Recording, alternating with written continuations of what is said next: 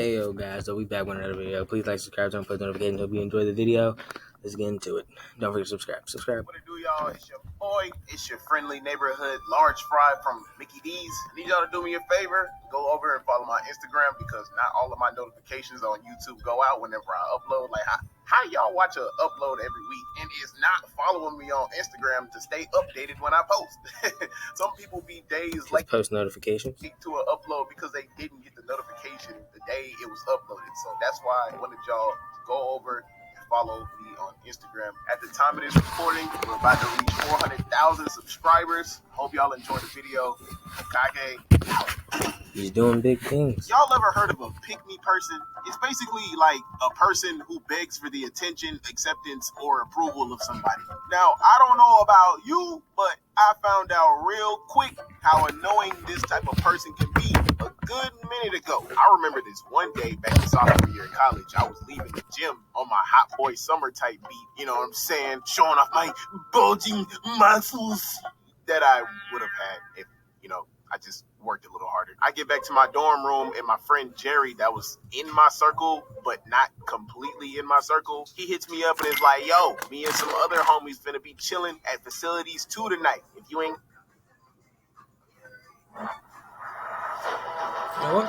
Webkin's been getting a lot of ads. I like Webkin. They cool.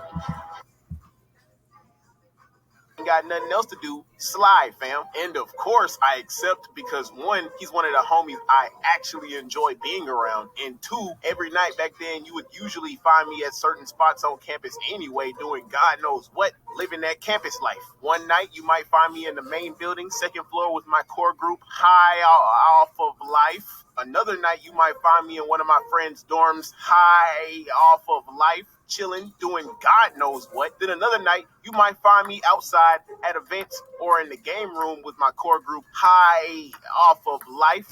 He was high doing everything in college. Doing God knows what. Right. I was all over the place making memories, bruh. I loved every second of it, too. My campus life was literally... Every day he was high, Later that night, I pull up to Facilities 2, which was one of the high-class co-ed dorm buildings on campus. Now, this place was like paradise compared to the dorms I stayed at, which was basically the trap, literally. Both of the dorms I stayed in my first 2 years, nicknames were the trap. I learned the hard way why it was given that name the minute I got to college.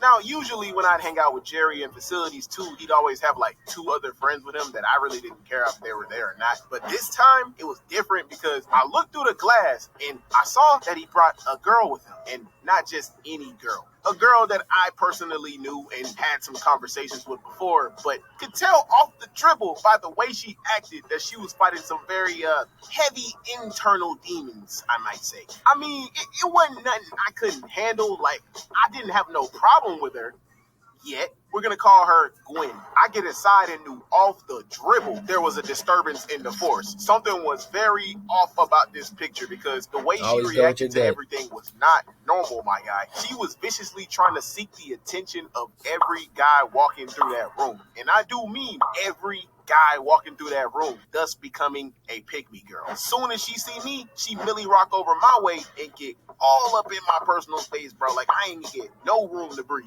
And she greeted me, but like in a very psychotic way. Like, shorty was acting strange, very much lunatic behavior. Like, there was something real loony about this tune. Whole time in my head, I'm thinking like, bro, this girl gotta be off a perk. And I was about to blow. But, however, I'm a person that chooses peace over chaos unless provoked, so I decided to back her up out of my personal space, bottle up my irritation, keep calm, and be nice to her, and just tried to have a regular conversation. Because it's clear internally she was going through it, which was a bad idea because that gave her exactly what she wanted. This created a misconception in her mind about my motives. See, ain't nothing wrong with being nice to somebody and just having a regular conversation with them. But trying to have a regular conversation with a borderline psychopath that clearly has different intentions with you is pretty much mental suicide. That's like trying to have a regular conversation with Toga from My Hero. It ain't gonna end well, yeah. Especially...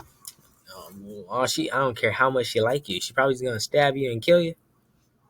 if she likes you. So after putting me through mental gymnastics, she started hitting me with all these random questions. And I ain't even gonna drag this out. I'm gonna keep it short. Let me tell y'all how weird this conversation got. She was asking me how she could get basketball players to like her and that she's used to guys coming up to her first. It definitely don't look like it. And that it hasn't been happening lately, so she's trying to shoot her shot first this time, but she doesn't know if they find her attractive. So I say to her, look, if you're trying to take the first approach route, then you won't know until you shoot your shot and figure out yourself. You can't expect a hit if you don't swing. I don't know about anybody else, but if I find somebody attractive, I'm going to show it through my actions or just tell them. And as soon as I said that, she looked at me so viciously and was like, well, Mello, that was my nickname back in college. Do you find me attractive?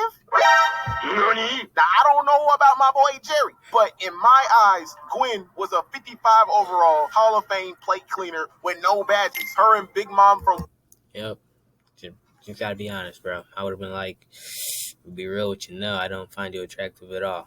One Piece had a little something in common, and I'll be the first person to tell you I was not attracted to Shorty in any type of way. Never will be. I came, I saw, I did not want to conquer. What I really wanted to say, I'm glad I didn't, because I had a very fly mouth back then, and still do. I'm working on it, but I could switch from nice to menace to society timing and be cutthroat whenever I felt like it. But however, I decided to just choose the calm, honestly nice, not brutally honest, but calm, honestly nice route, because I remember what my dad told my mom once. On the other side of what you say is another human being. So I just let her off with a light.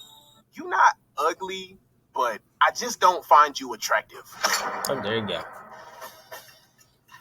Shorty gets angered, big fella. Like, what you getting mad for? Plenty of females have told me the exact same thing. I ain't obligated to like you. From the way you was acting, I could tell you were scared of rejection already, but I ain't realized it was this bad. Every emotion after that towards me from her was very petty and malicious. She was doing everything in her power to make me feel like straight dog water. But everything she threw at me, I countered with no reaction. Like, she was trying, but whole time I was just like...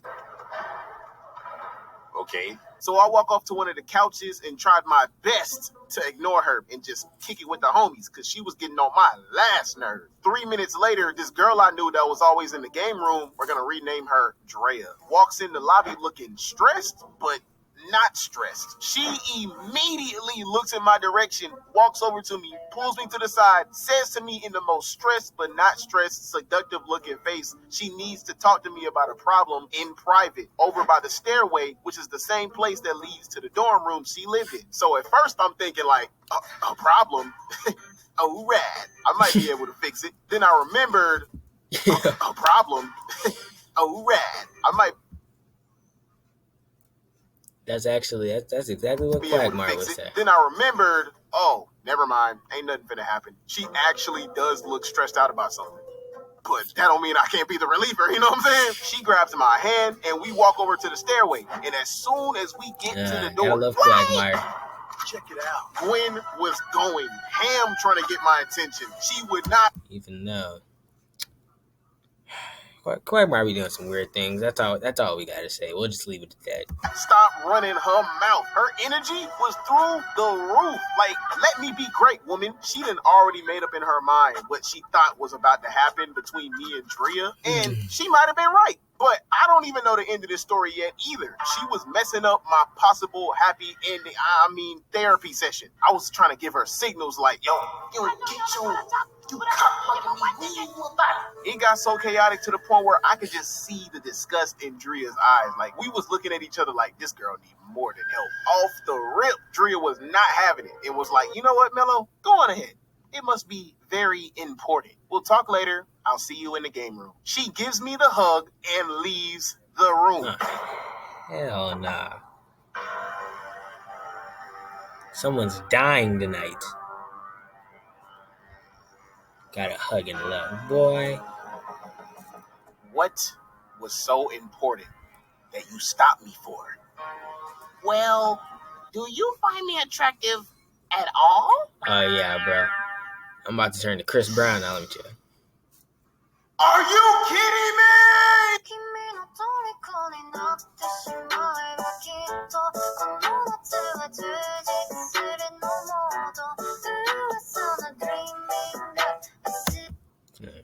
I like his outro.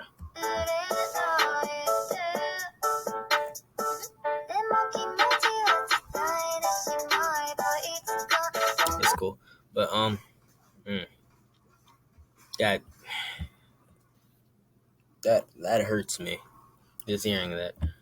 Oh, that never happens to me. Anyway, please like, subscribe, turn on notifications if you enjoyed the video. Don't forget to subscribe.